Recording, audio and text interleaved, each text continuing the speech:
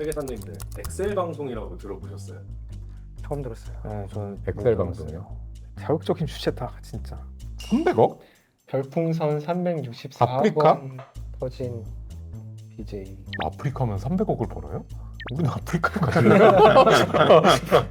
엑셀 방송이라는 게 요즘에 돈 세탁의 하나의 루트로 활용이 되는 것 같아요. 근데 이게 실제로 돈 세탁이 가능한 구조인지 그냥 낭설일 뿐인지 네. 이런 것들을 회계사님이 볼 때 한번 어떤지 봐주시면 좋을 것 같아요.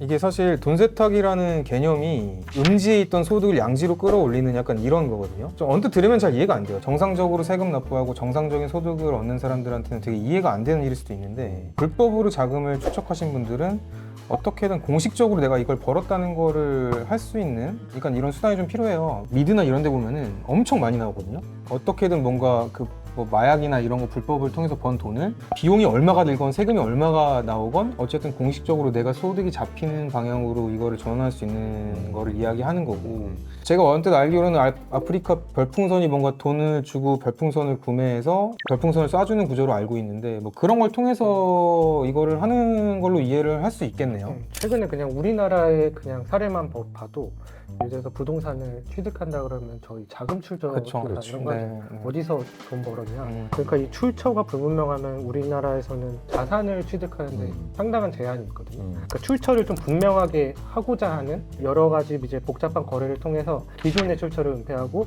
뭔가 합법적인 루트로 소득을 만들어내는 그 과정이 약간 돈세탁의 과정인 것 같아요. 그러니까 정확히는 그 불법적인 일로 얻은 소득은 사실상 자산이 될 수가 없어요. 네. 어떻게든 추적이 당하고 하면 그게 결국 범죄를 시인하는 꼴이 될 수 있기 때문에 불법적으로 만든 자금으로 자산을 만든다? 이건 불가능하다고 보셔야 되고 돈 세탁의 수요는 거기서 나오는 겁니다. 그러니까 불법적으로 만들어 놓은 검은 돈을 어떻게든 양지로 갖다 놓고 싶은 거예요. 얼마만큼의 수수료가 들리는?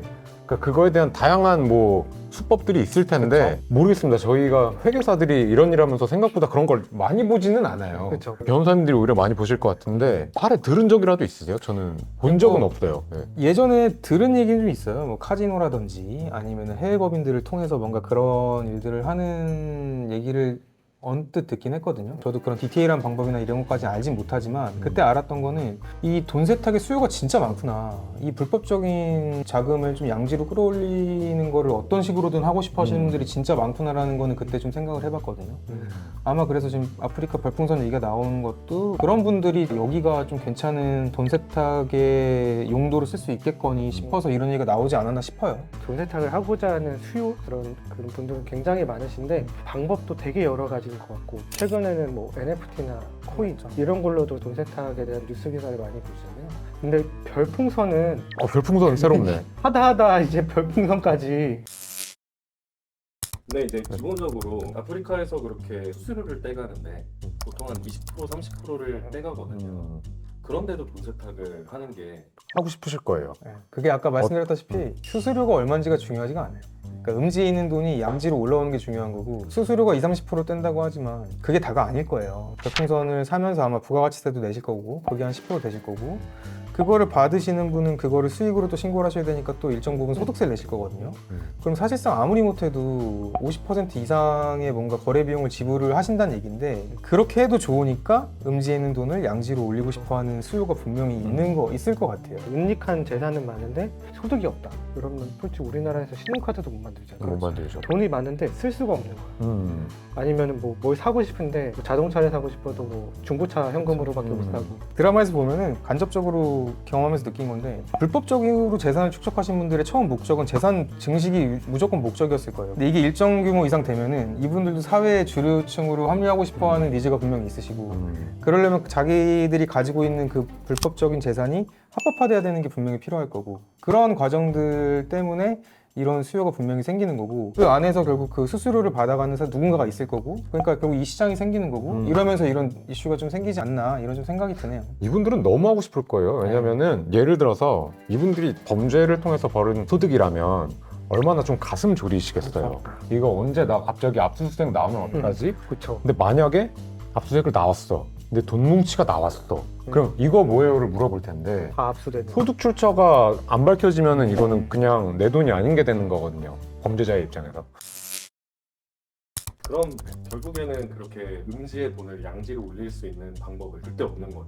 절대 없다기보다는 굉장히 큰 수수료를 내고 할 수 있는 방법이 있지만 이것도 합법은 아니다. 그쵸. 그래서 저희도 사실 이런 부분을 직접적으로 경험해본 케이스는 없고 건너 뭐 소문으로 뭐 그런 게 있었다더라 뭐 이 정도까지만 들었지 이런 돈 세탁 관련해서 저희가 직접적으로 뭔가 자문을 하거나 이런 케이스는 본 적은 없는 것 같아요. 국세청 시스템이라든지 이런 금융 시스템이 워낙 잘 돼 있어서 자금이체나 금전거래 같은 것들이 노출이 안 되는 경우는 없어요. 문제를 삼지 않을 뿐인 거거든요. 근데 갑자기 그런 큰 금액들이 한 번에 왔다 갔다 한다거나 뭐 여러 번에 걸쳐서든 출처를 알 수 없는 돈들이 갑자기 계좌를 통해서 왔다 갔다 한다거나 이렇게 하는 것들은 무조건 걸릴 수밖에 없거든요. 그래서 이제 그런 부분들을 회피하기 위해서 이제 이런 돈 세탁 관련된 시장이 생기지 않았을까? 약간 이렇게 좀 추측만 할 수 있을 것 같아요. 근데 그러면 별풍선은 어떻게 한 거예요? 추측컨대 추측하네. 네. 별풍선을 서로 주고받는 행위로 서로 주고 받았다. 어쨌든 받은 사람 입장에서는 소득 출처가 이제 나 별풍선으로 벌었어, 나 BJ 활동으로 벌었어. 그 별풍선이 환전하기 전까지는 뭐 계좌에 안 들어간대요.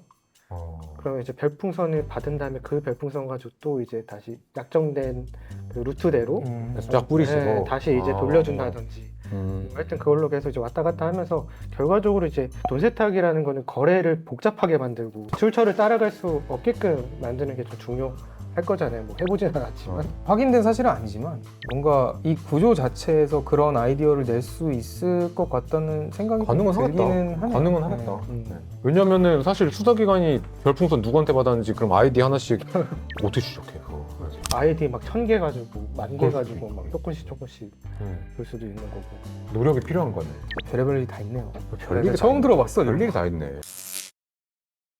엑셀 방송의 돈 세탁에 관해서 오늘 좀 알아봤는데요. 충분히 가능은 할 것 같아요. 충분히 가능할 것 같지만 우리 일반인 분들께서 돈 세탁에 대해서 궁금해 하셔서도 안 되고 궁금하실 필요도 없다는 점 말씀드리고 싶고 저희 이런 상담은 안 받습니다. 그래서 이거와 관련해서는 로얄에게 법인에 상담 문의 안 주셨으면 좋겠습니다. 오늘 이상 방송 마치겠습니다.